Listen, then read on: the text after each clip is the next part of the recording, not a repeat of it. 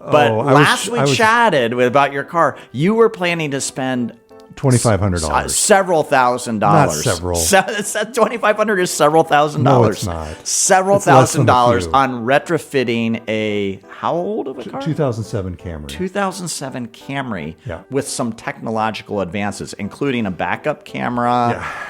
Where do things stand? And for the record, I was against this. Yeah, and I'm about as frugal as it goes, but like I was saying, buy a new car. I'll be honest with you. I was kind of hoping that you forget about this.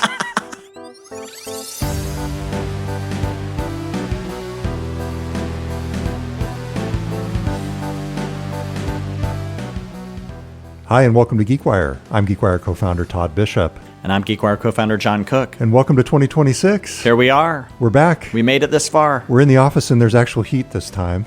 That's right. We were freezing last time. I forgot about that. We're coming to you from Seattle, where we get to report each day on what's happening around us in business, technology, and innovation. What happens here matters everywhere. And every week on this show, we talk about some of the most interesting stories and trends in the news. John, I've got one that I really want to talk about this week. It is the I think it was my story idea. You know, I think you did pass this one along to me. It's a national story, really, about the FCC right before Christmas adding foreign-made drones to its list of equipment that's deemed national security threats. So, in effect, what this does is makes it so that DJI and other foreign drone makers cannot sell future new models of their drones, of their unmanned aerial aircraft, in the United States. This is fascinating, and I can tell you most of the coverage out there, especially from the enthusiast community, is pretty negative about this and the idea that it's sort of overreaching protectionism by the current administration.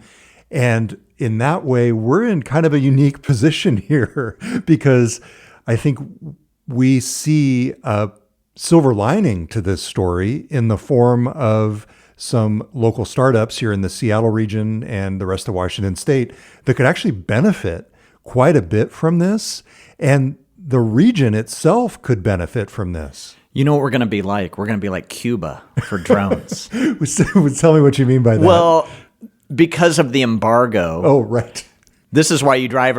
I've never been to Cuba. I've always wanted to go. But from what I've been told, you walk around and there are all these like Oldsmobiles and Buicks that are like really beautifully retrofitted because they've had to take the old inventory and make something out of them. Well, I think people in the drone industry, especially in Washington state and other parts of the U.S., are hoping that isn't the case. Hopefully they can innovate and create a new industry is what the idea is, I think. So our coverage initially on this was based on an interview that I had with Blake Resnick, the CEO of Brink Drones, which is based in Seattle, actually just down the road from us here in Fremont, the neighborhood right on the Ship Canal here in Seattle.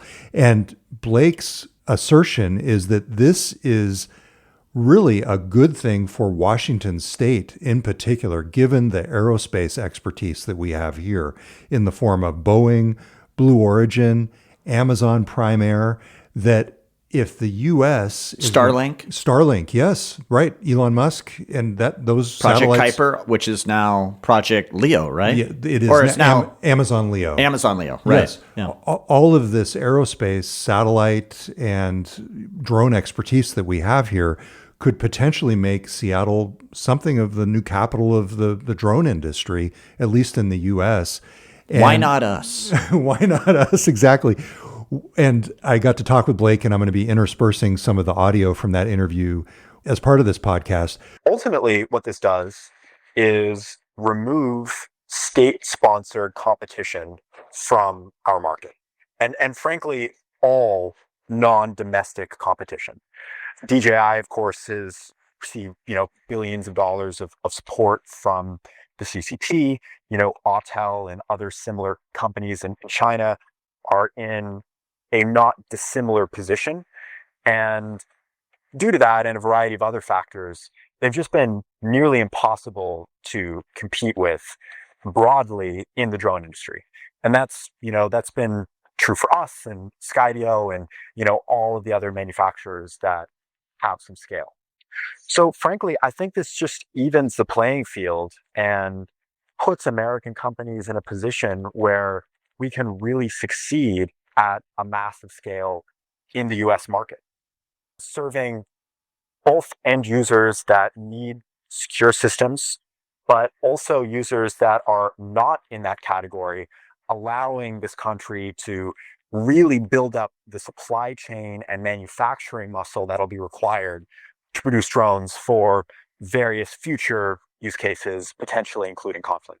But one of the questions I had was, we've had this kind of aspiration with chips, microprocessors, and the idea that the US could, with a lot of the new trade restrictions and the incentives to create chips here in the US, sort of fill the gap. And we haven't seen the chip industry really step up. And my question was, well, why will drones be different? What happens if, we just don't have the talent to make this happen? We have it. And not only do we have it in Seattle. Between companies like Amazon, Microsoft, SpaceX, Blue Origin, Boeing, Xbox, Surface, like you name it. I mean, all of the engineers are in this country and in our city. And all of the technicians and suppliers are in this country and largely in our city. So I would push back on that aggressively. I don't even think you have to look outside of Washington in order to, find all the talent that's needed to build an incredible, globally competitive drone company.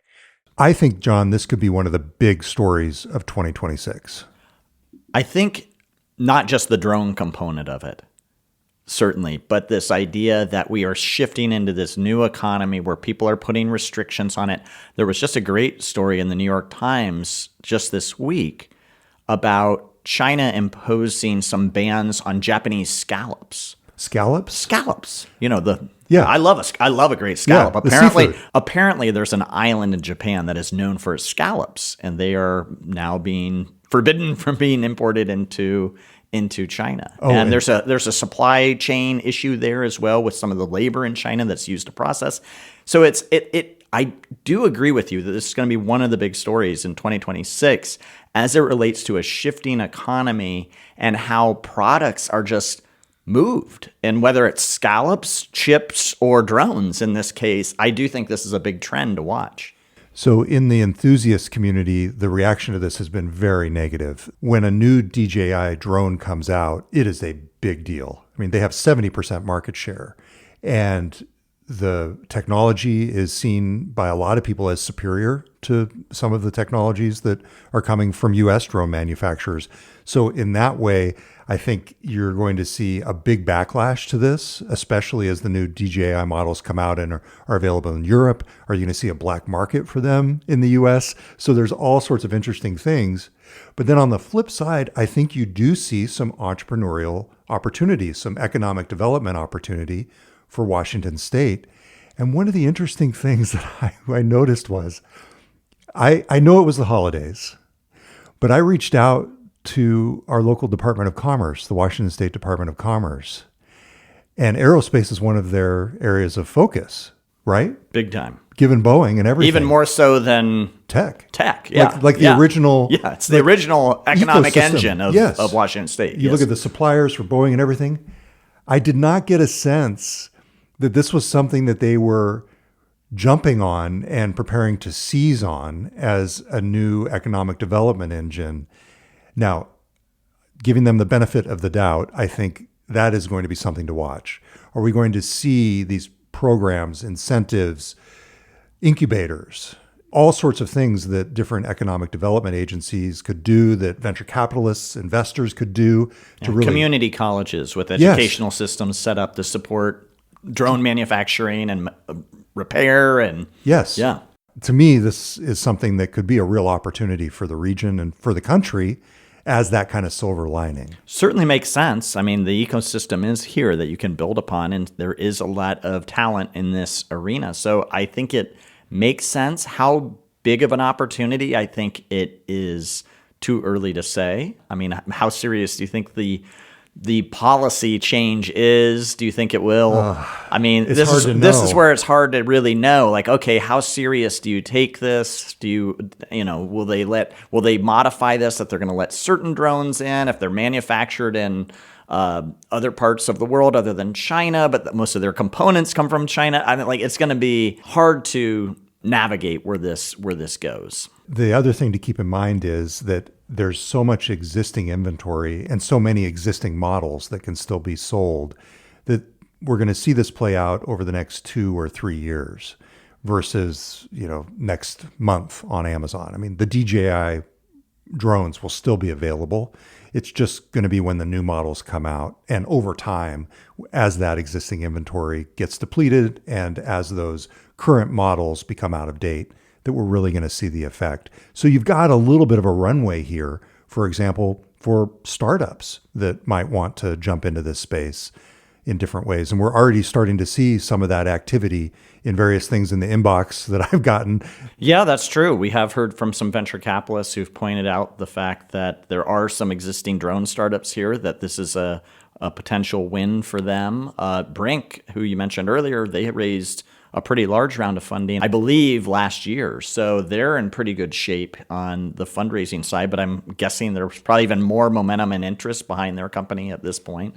They do specialize. They specialize in public safety drones. And one of the things they do is like 911 drones that can go out ahead of the actual human police officers to respond or at least monitor a situation as it's unfolding. But they actually do end up competing with DJI in that realm, in that public safety realm. And in fact, there was a Forbes article that came out that said that some law enforcement agencies do have a preference for the DJI drones. And so one of the interesting things that also came out in that story was Brink spent about $660,000 over the past few years lobbying. And it's a small company too. Yes. That was surprising. Yeah. Yeah. So this obviously is in their business interest. But the key point that Blake Resnick makes is he feels like the Chinese drone makers had an unfair advantage because they've been state supported effectively. And so in his view, this levels the playing field.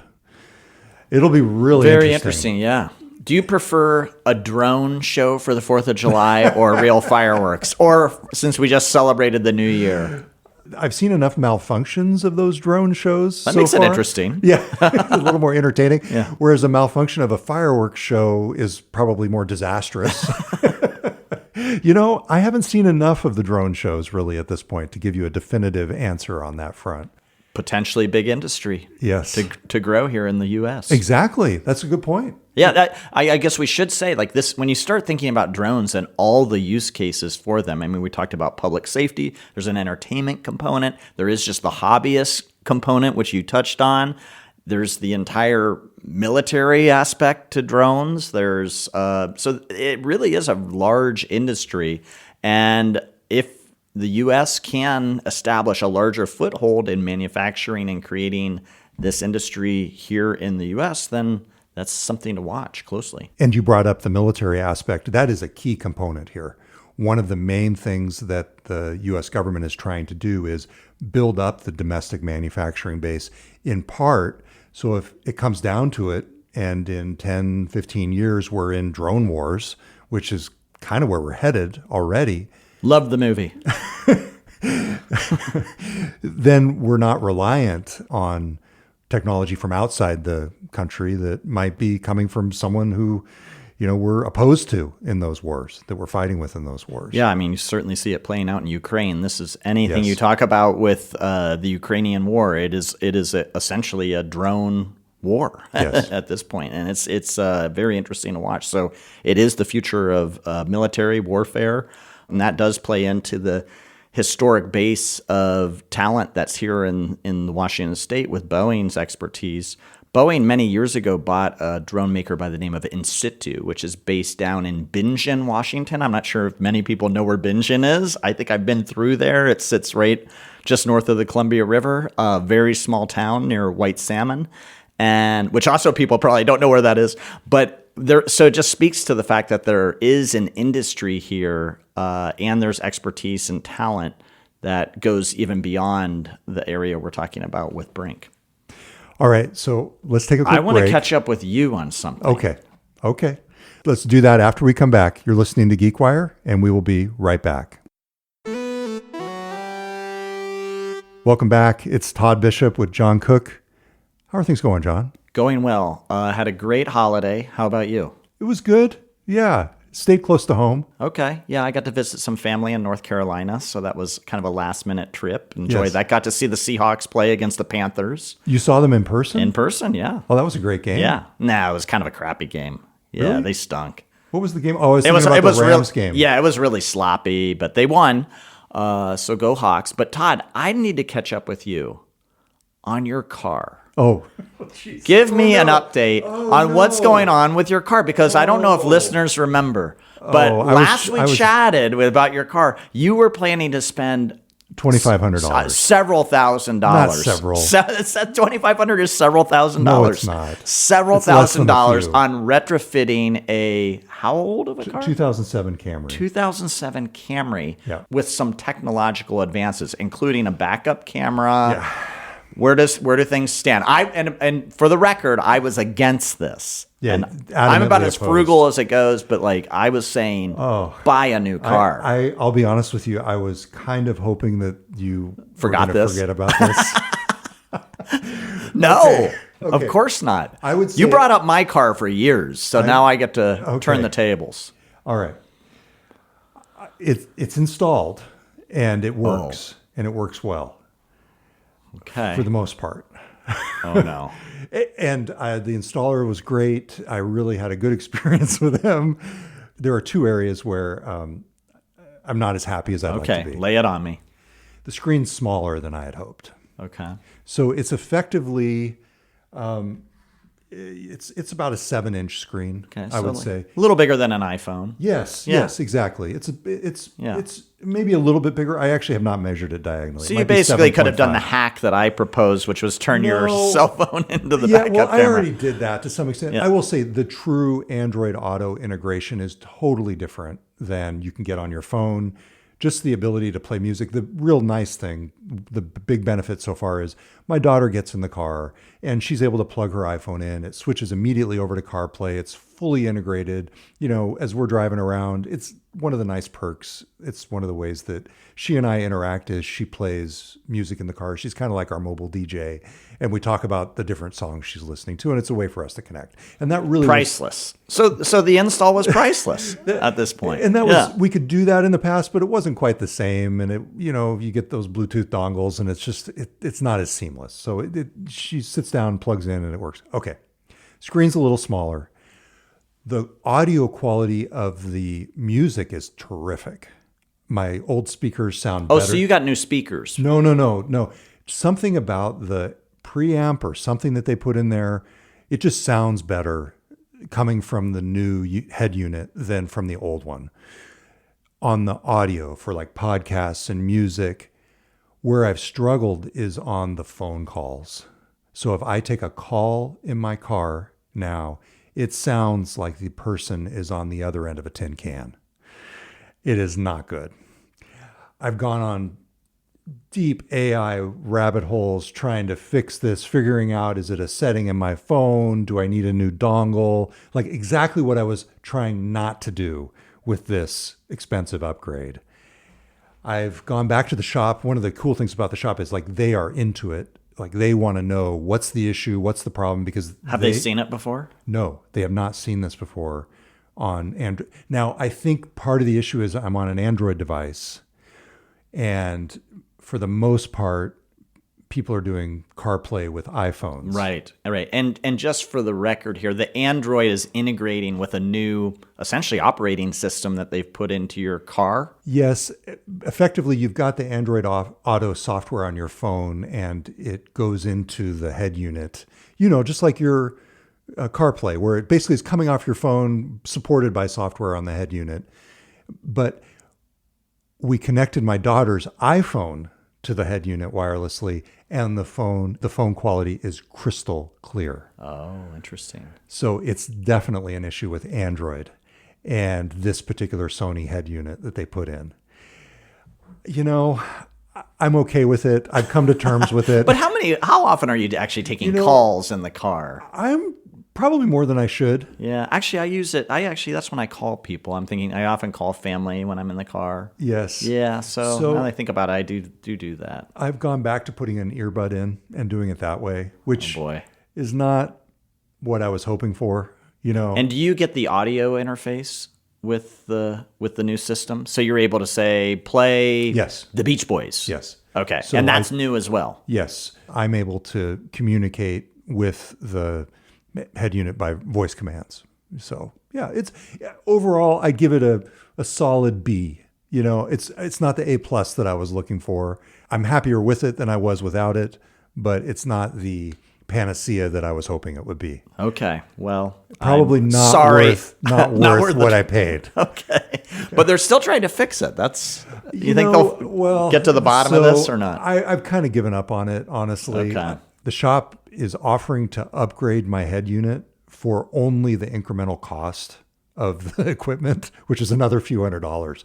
They were going to throw in the labor for free. I mean, these guys are like, they're nerds. They're nerds. They want to solve it. And it was really cool. A lot of times you call up and, you might have an issue with what the install was. And they were not in any way put off by me raising issues. They were just immediately in problem solving mode, which is probably a sign of a good shop,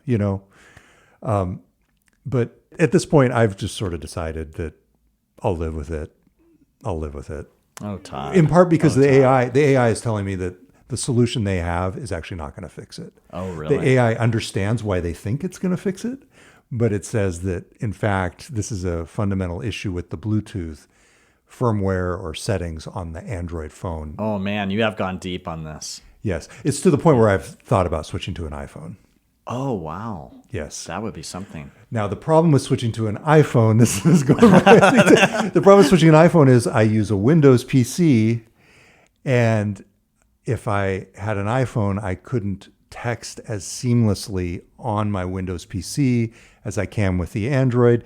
And before people start yelling at me, yes, I know that I can use the Phone Link app on Windows with my iPhone, but my experience with that has not been as seamless as Google Messages in the web browser. Trust me. Todd, I'm sorry I opened this can of worms. I'm really sorry. In part because we just talked more about this than we did about drones. Yeah, our main segment got pushed aside by this.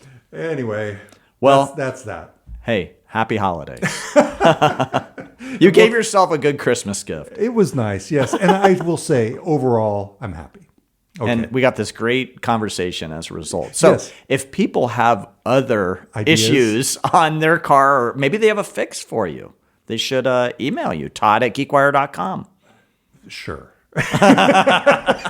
You don't think it's going to happen? No, I think it was an interesting situation to go into the shop. And frankly, I'd done so much work and research that like they were 3 or 4 steps behind me. And I was trying not to be that guy. But anyway, yes, people are welcome to email me. Hey, thanks for bringing it up. Yeah, I bet. All right. Thanks for listening, everybody. Until next time, I'm Todd Bishop. And I'm John Cook. We will be back next week with a new episode of the GeekWire podcast. I didn't think that's where you were going. I gotcha. Good.